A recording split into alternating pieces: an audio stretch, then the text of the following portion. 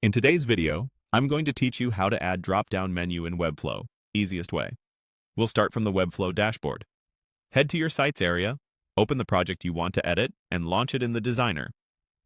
Once the Designer loads, open the Navigator on the left so you can clearly see your page structure. In the Navigator, select the element where the drop-down should live. Most often, this will be inside your main navigation or a header section.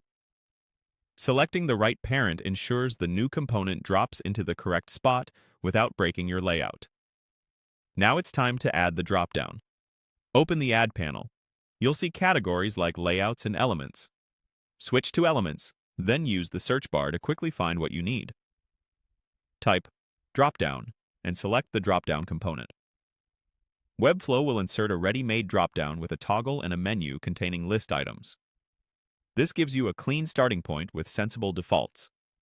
With the dropdown selected, you can customize the toggle text so it reads exactly what you need, something like Services or More.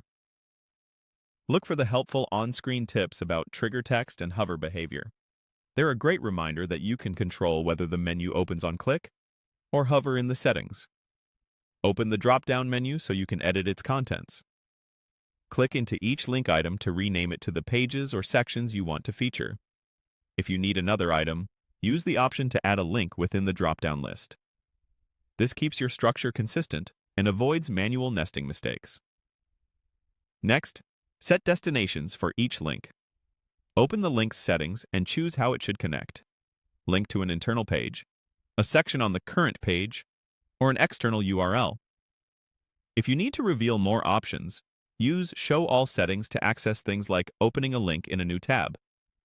Work through your items one by one so everything is mapped correctly. Finally, fine-tune the drop-down behavior and layout.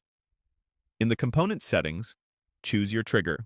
Click for touch-friendly menus or hover for desktop-focused designs.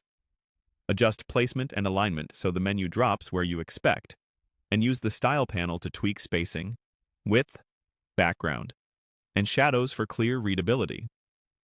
If the menu appears behind other elements, increase its Z-index so it stays on top. Small visual adjustments here make a big difference in usability. That's it. The easiest way to add and configure a drop-down menu in Webflow. With your location selected, the element added, items named and linked, and behavior dialed in, you've got a clean, functional drop-down ready to use.